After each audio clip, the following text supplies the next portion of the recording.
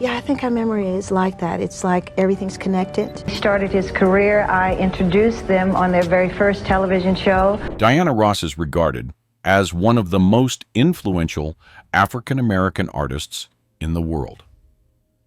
Yet what intrigues the public even more is the mysterious relationship between her and the boy, Michael Jackson.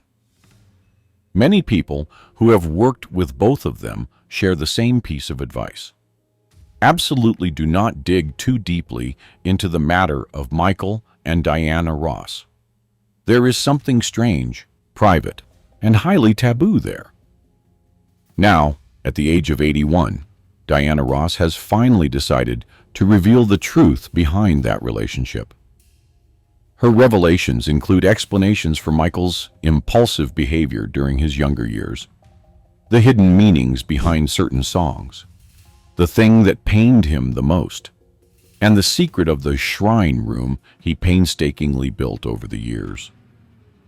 So what exactly is the truth hidden behind this story? And what was it that Michael Jackson was determined to accomplish before bidding farewell to life? The first time Michael Jackson came face to face with Diana Ross was on an evening in 1968 at an event organized by Motown. At that time, he was just a 9-year-old boy, small, shy, and withdrawn, standing beside his older brothers in the Jackson 5. In a room full of serious, watchful eyes, Michael barely spoke. His hands trembled slightly as he tried to appear strong. Yet his gaze betrayed a clear sense of unease, as if he had wandered into a world that was never meant for children. Then, among that dazzling crowd, a woman appeared. Diana Ross, not only the brightest star of Motown, but also regarded as the queen without a throne of an entire music empire dominating America, stepped forward, bowed lightly, and softly said, "Sweetheart." From that very moment, everything began to change. An invisible thread seemed to tie a young boy to a woman more than 20 years his senior, leading him to believe that he was entirely worthy of shining. In Diana, Michael saw everything he had ever longed for: the spotlight, the freedom to be himself, beauty, charisma, and the right to live authentically. The way Diana looked at Michael was the gaze of someone who recognized potential. Between them, a bond formed that was difficult to define. It was neither purely maternal nor simply friendship. Later, Michael could only sum up their relationship with one sentence: mother, sister, and lover, all in one. In 1901, when the television special Diana aired, millions of American viewers saw Michael Jackson share the stage with Diana Ross for the first time. Yet behind the bright lights of the stage, there existed things the public would never see. Between Diana and Michael was a connection that went beyond any title. Michael even sometimes acted impulsively in ways that no one could have predicted. The tabloids of that era constantly ran sensational headlines hinting at a teacher-student dynamic, admiration that crossed boundaries, or even a forbidden love between the two music legends. For decades, Diana quietly witnessed it all without saying a word. Now, at the age of 81, as the spotlight has gradually dimmed, she has chosen to speak.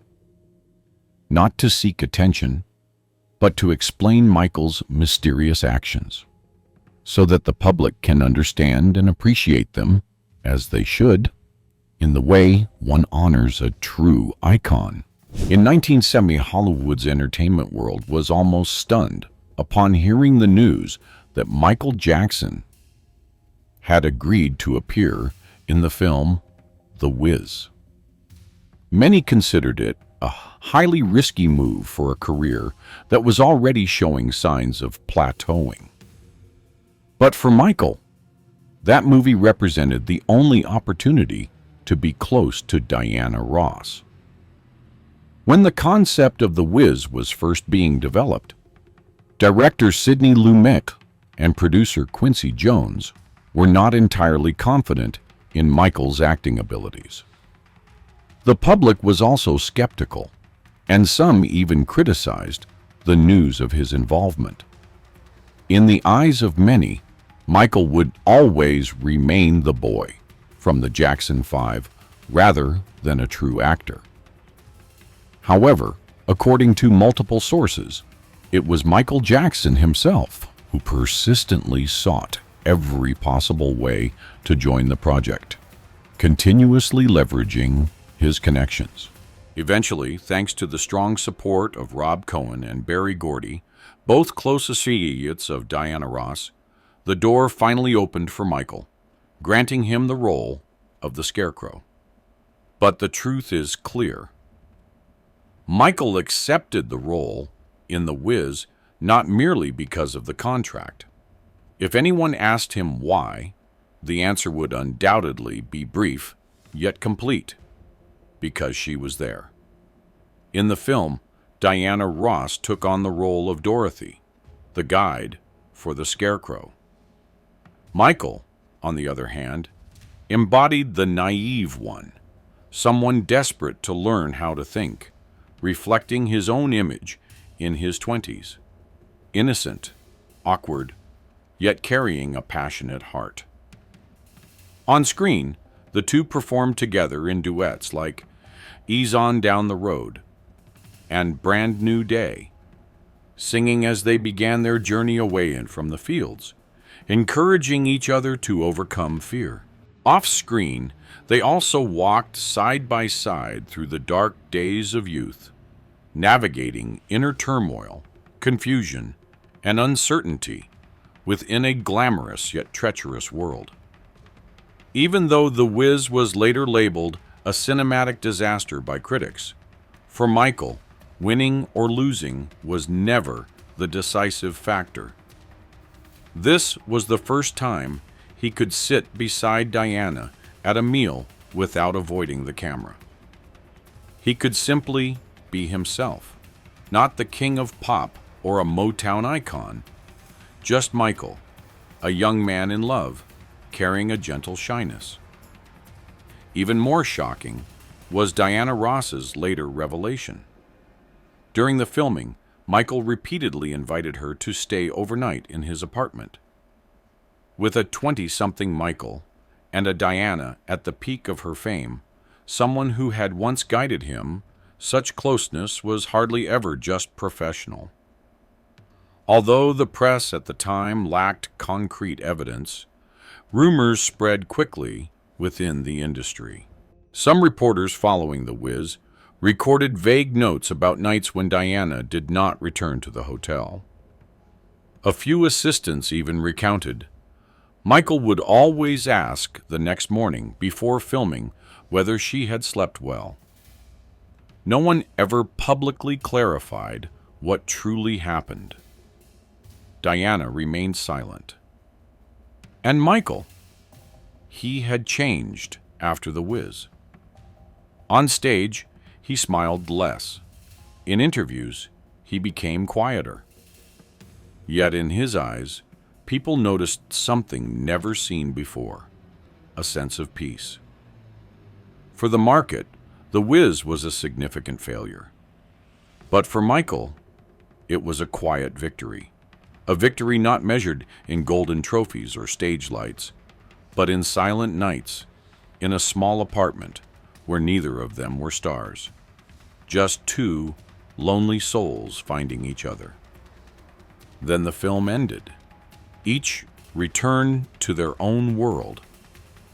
And many years later, in a fateful moment, Michael Jackson would do something that left everyone utterly stunned. Michael Jackson once removed his mask during an interview with Ebony and made a statement that shocked the media. Throughout his career, He had always hidden behind the wall of fame and a fear of being hurt. Yet, in that rare conversation, Michael did something that had never happened before. He took off the mask and spoke from the heart. The year was 1982. Michael was already an international star, even though the golden era of Thriller had not yet arrived. Ebony magazine sent a reporter to the recording studio to meet him. At first, the atmosphere was filled with laughter and ease until the question about the person he loved the most was asked. Suddenly, the room fell silent. Michael answered succinctly, yet in a way that stunned everyone. "That is Diana Ross. I love her." The entire room went completely quiet. Everyone's eyes turned to him, not with the usual admiration, but with sheer astonishment. Diana Ross, the woman nearly 2 decades older than Michael, who had guided him from his early days at Motown, the one the world still regarded as his sister or his mentor. Immediately after, Michael laughed and said, "I'm just kidding." The interview quickly caused a sensation across the media. Many opinions suggested it was merely a casual remark, a spontaneous moment from an artist living in a dreamlike world. But if you watch the footage again, you will notice one undeniable truth: the gaze of a man when looking at the woman he truly loves.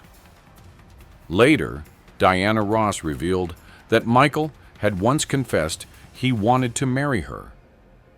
He said that if he could choose, he would not hesitate, nor would he need the public's approval or the consent of the press. Yet, it was precisely this sincerity that made Diana feel uncomfortable. She was much older than him.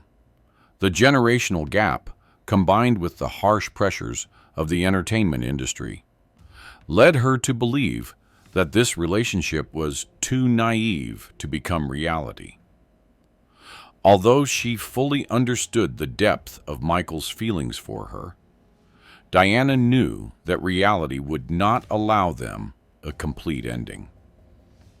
At that time, Michael had just entered his 20s, while she had already turned 40.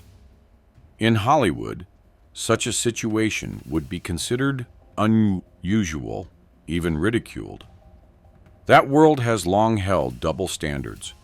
Older men dating younger women are often praised as attractive, while older women dating younger men are easily labeled as cougars or boy hunters. Perhaps what hurt Michael the most was that the doubt did not come only from outsiders, but even from Diana, the woman he loved, who did not fully believe in his feelings. They thought it was just a PR stunt, or the delusion of a boy who refused to grow up. However, unrequited love, over time, transforms into something fragile, sometimes almost dangerous, and eventually it is easily left behind. Perhaps that is also why, when Diana got married, Michael did not choose to confront it directly, but instead chose a different path. Michael once avoided Diana when she married someone else. In 1986, Hollywood seemed to be thrown into turmoil at the news that Queen Diana Ross was officially tying the knot with Arne Ness Jr. As the information spread, the entertainment world was flooded with messages of congratulations sent to the couple. However, while the public rejoiced and celebrated, Michael quietly folded the invitation card and mysteriously disappeared. He even canceled his plans to attend Diana's wedding, which at the time sparked a flurry of speculation in the press about a possible rift in their relationship. It was only later, in an interview, that Diana Ross herself revealed the real reason.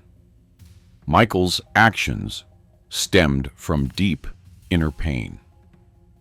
For him, Diana was no ordinary woman.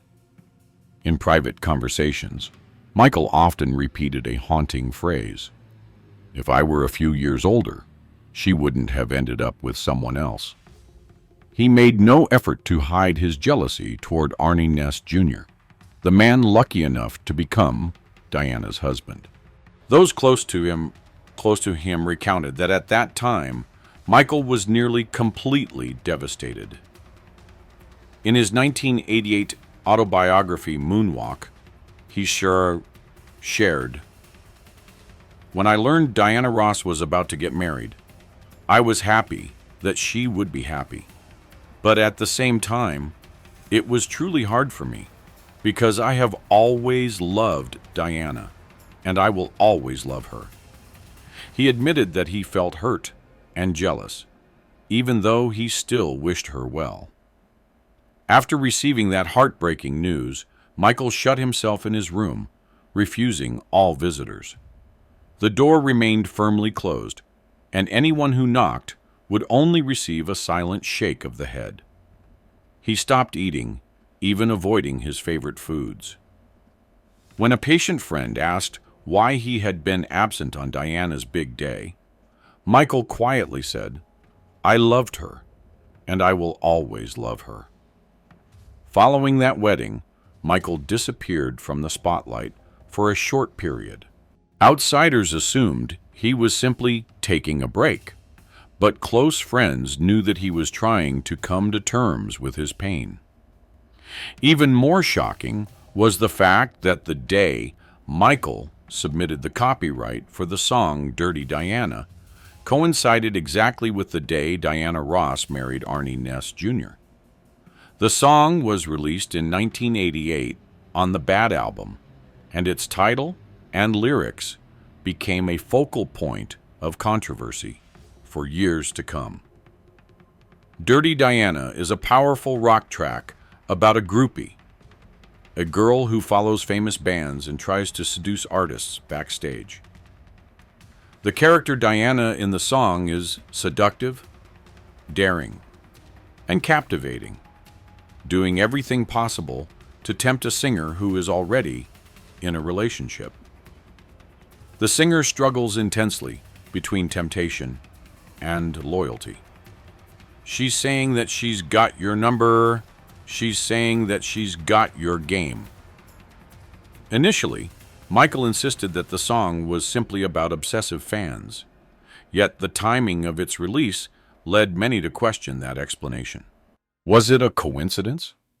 Perhaps, but it was far too perfect to believe it was purely accidental. Then came Remember the Time. This time, no one had to guess. Jermaine Jackson, Michael's brother, stated plainly, "Michael wrote that song for Diana." In the music video, Michael transforms into a man desperately trying to win the heart of a powerful queen.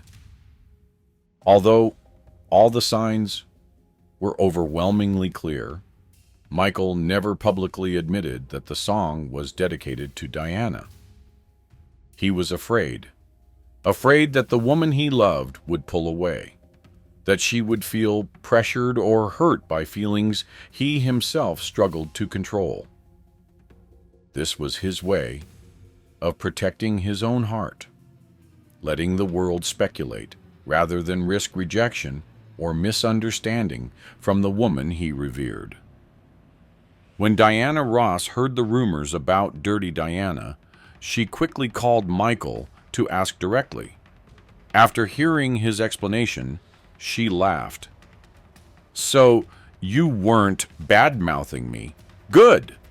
And Michael even removed the song from the set list on the night Diana came to watch, as a gesture of respect. His feelings for her were so profound that, if she wished, he was ready to place her comfort above all else, even above the fame of a hit song. Although he always tried to hide his emotions, in later appearances with Diana, from the World Music Awards to the moment she sat on his lap on the VMA stage. Anyone paying close attention could notice Michael becoming shy, anxious, and awkward whenever he was near her. His gaze and gestures at those moments clearly revealed a mixture of regret, longing, and deep sorrow. The affection that Michael held for this woman went far beyond ordinary limits, evolving into an obsession that was difficult to shake off. In 1986, a shocking secret about Michael Jackson suddenly came to light. During a visit to his home, Clay G, along with a few others, were guided to a room situated right next to Michael's bedroom. This space had a special name, the Diana Ross Shrine. The room featured a vaulted ceiling and white brick walls, resembling nothing so much as a wine cellar. But instead of wine, every inch of the room was covered with images of Diana Ross. From her dazzling early years with the Supremes to her most recent photographs. On the shelves, on the tables, and even on the floor, hundreds of candles burned brightly, day and night. As Michael himself once explained, everything in the room was meant to honor the friend he deeply cherished. By the early 1990s, when recordings of private conversations between Michael and a close friend named Glenda were leaked, news about this room sent the media into a frenzy. Newspapers were uniformly astonished, and many people even expressed horror, suggesting that Michael's behavior indicated psychological issues. Some major publications openly speculated about his unusual obsession, emphasizing that Diana Ross was still alive. So why would there exist a shrine akin to a memorial for someone who had passed away?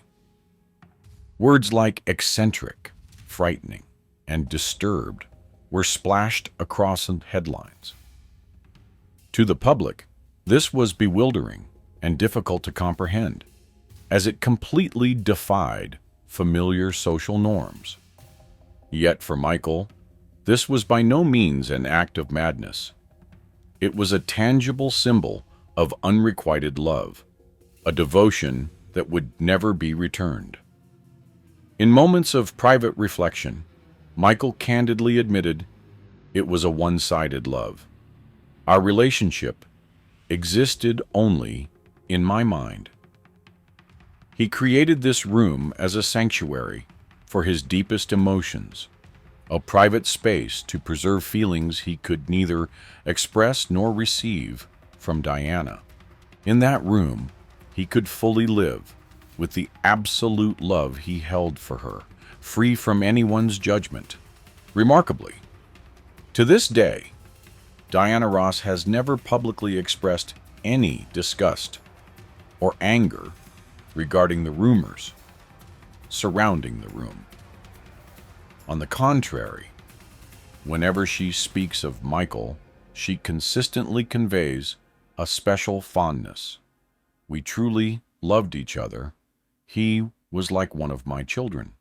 She even emphasized, you see, we genuinely cared for each other. He was like a spiritual child to me. These words reveal that Diana understood the true nature of their relationship.